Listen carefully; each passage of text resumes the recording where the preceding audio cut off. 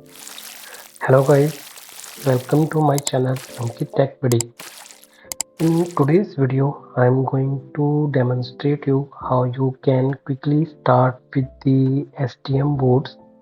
I am having a one Nucleo board which you can purchase from the Amazon. Like here you can see there is a link for the Amazon which is coming around 2000. You can see any other board also which can be of the lower cost also.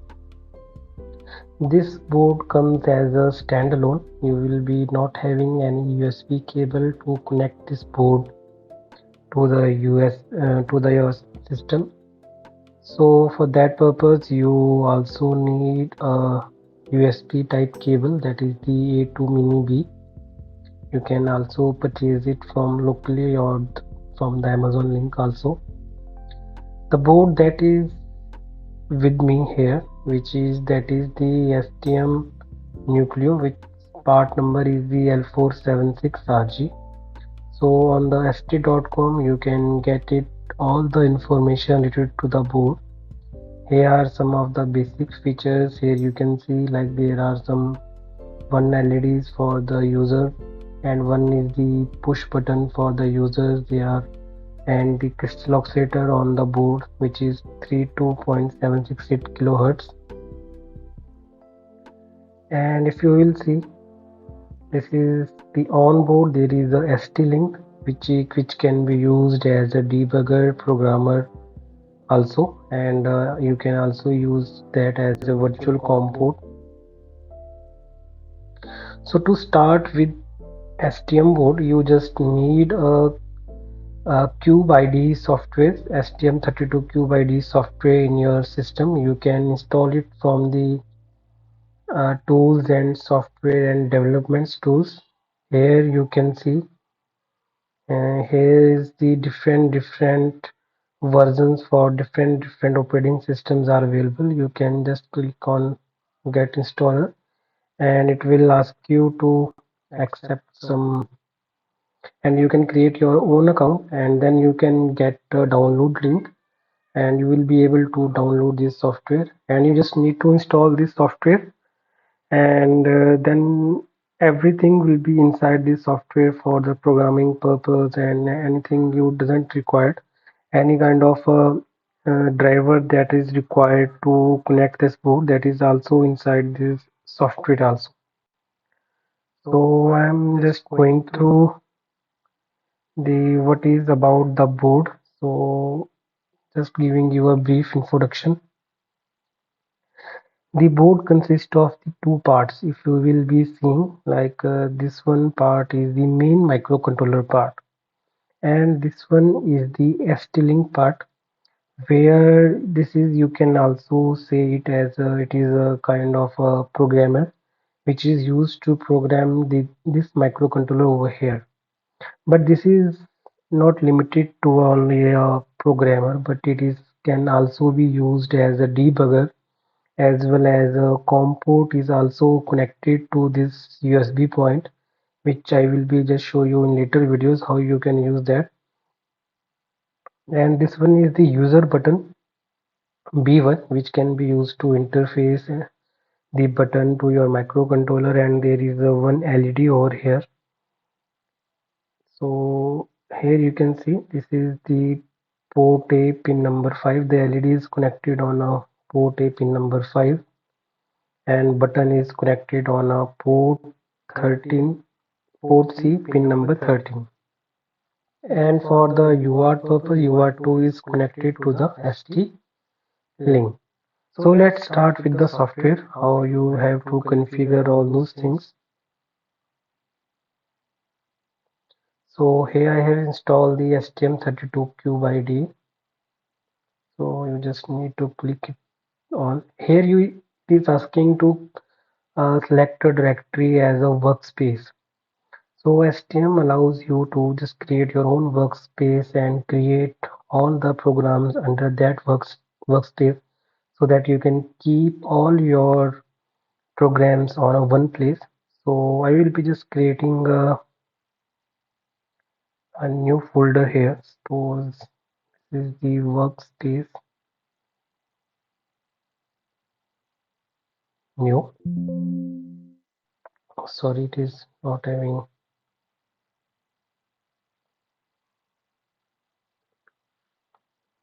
So I'm selecting this one folder as my workspace, and you can launch from here.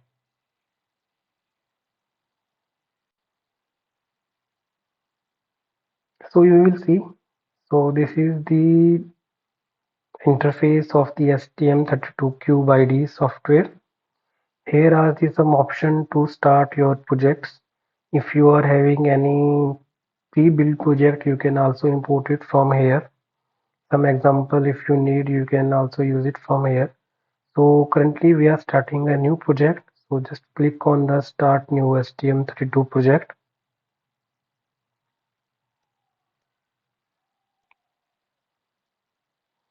So here is the which kind of board that you are using. You need to select that board.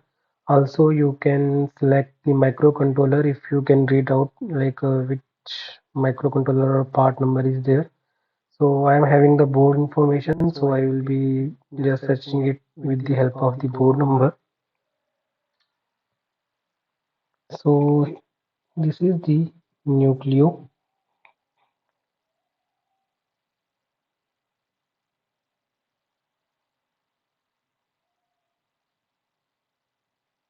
L476RG. So if you will see, this is the board available, and here you can see the information related to the board. If you will click on this section, you can see what are the basic features of this board, and you can also download its datasheet. Yeah, one more thing I just need to tell you, like before going through this, you just need to log in from your, oh, this is the datasheet that got downloaded. You need to log in here from your ST-Link credentials, so that you can able to download all those packages, and you just need a very good internet speed, because in the starting it just used to download some packages from the online. So let's start further. So here is the next, you need to click next, and here you can give a project name. Like I'm first of all we are just creating a LED interface, and click on the finish. So now it is saying initialize all the peripherals with their default mode. Default mode is the whatever the LEDs and button those are available on this board. So it will be ask you to predefine all those things or you don't want. So I'm just clicking it no, and say here yes.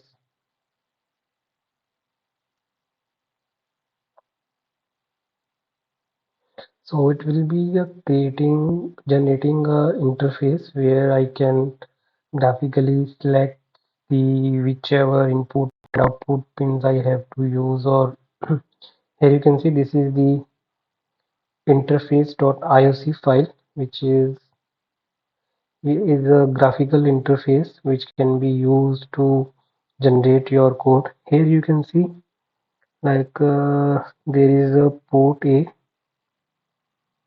You can zoom it out, you can see here this port A pin number 5 that is acting as a output pin. So if you have to change anything or you want to deselect, you can simply click and reset state. So suppose if you have to make it a GPIO output, these are the all the features which are available to this pin. Like if you have to create it as a ADC, DAC or any other kind of thing. Currently we know like our board's LED is connected on this pin, so I'm just creating it as a GPIO output.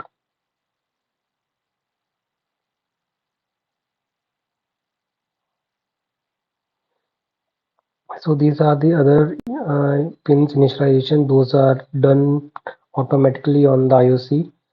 For example, that the these are the ports for the UART transmit and receiving. You can also disable those because we are currently not going to use. You can also make it enable also, but currently we are not going to use, so I am just simply disabling it.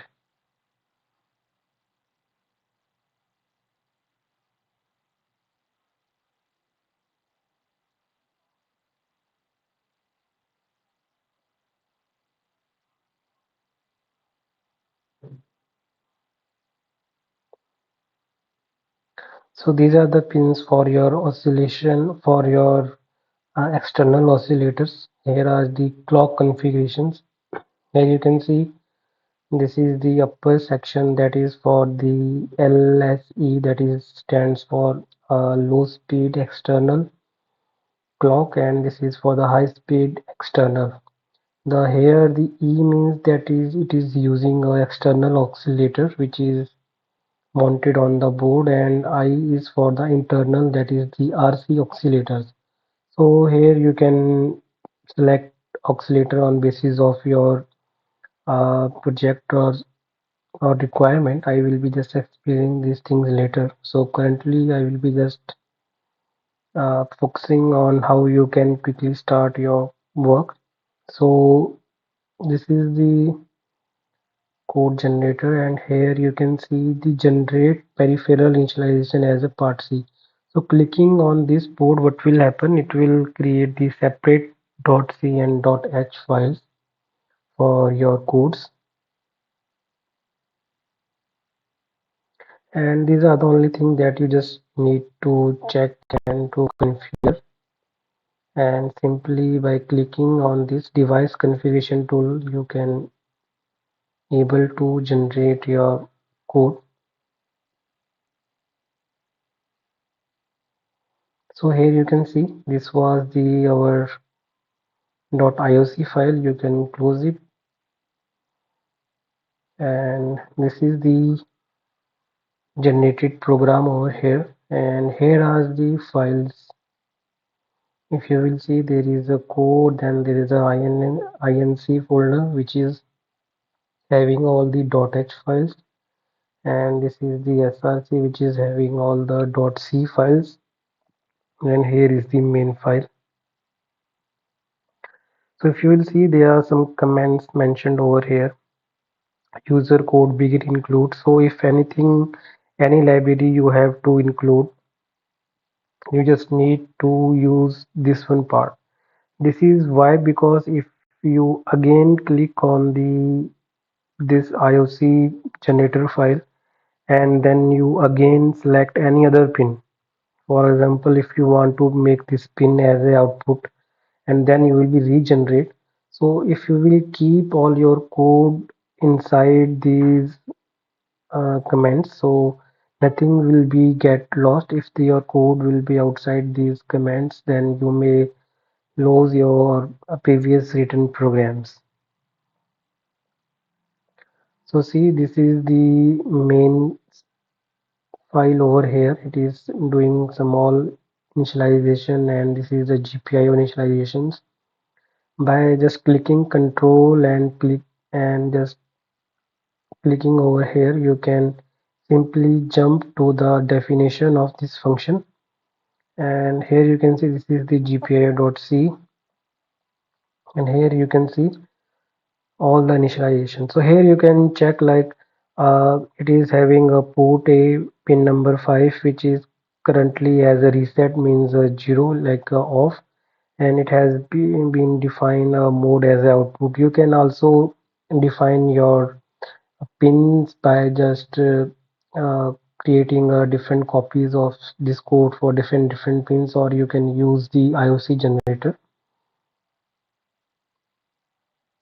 So here I'm going to write like how to toggle your LED. So here is the while one, and here you can also see there is mentioned that user code begin and user code end. So make sure you just write, if you are a beginner, you just write your code inside these, so that if you have to change anything in the IOC, you can later update that. So here is how you have to write.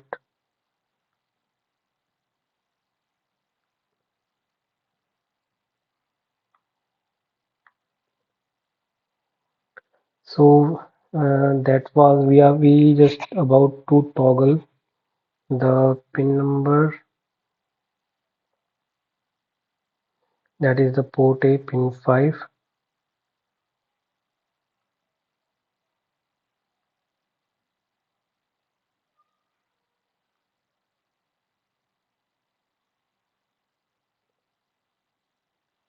If you have to check what argument that we need to pass to this function, you can also simply check by just clicking over here. Like if you will see, there are the information about this function, that you need to pass the pin and the port information for toggling.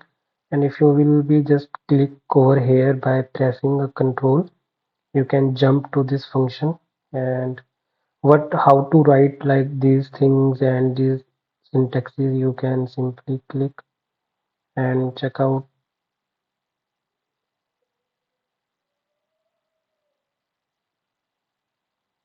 So you just need to write GPIO underscore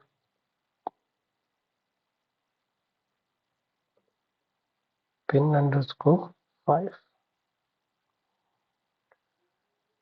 and to toggle we just need to give some delay.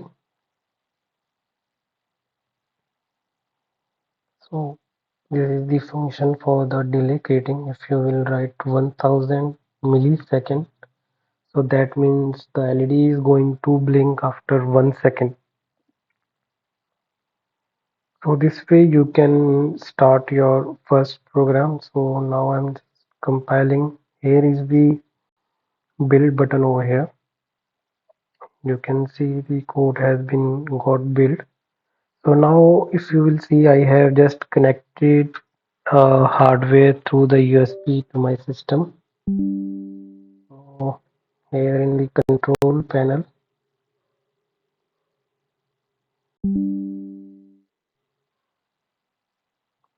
oh, not the control panel, you need to search it in the device manager. So here you can see the ST-Link virtual comport at COM7. So you can also use that port for your user interfacing or something, and also for debugging purpose. So these are the buttons to, if you will click over here, you will be able to set your debugging, or if you will see, this is the debugger setting, and interface is the SWD. You just need to click apply and OK, and you can see here like it will be just uploading the program inside the board, and it is done. And how to just jump to the debug mode, for that purpose you can simply need to click here, and this is the debug configuration has been created. You will be clicking over here, and it will allow you to simply jump to next instruction step by step. So if you will see, here is the current instruction pointer, and here it is showing like now we are at the main C, and you can run your code step by step from here. So here are the different options, like step into means you have to go inside that function, or you have to step over jump. So currently if you have to jump from this function, you will be clicking step over using F, or you can press F6. So you can simply line by line you can. So you can see this code is just moving around while one. If you have to check inside what is inside this function, what is happening inside this function, you can simply click on step into.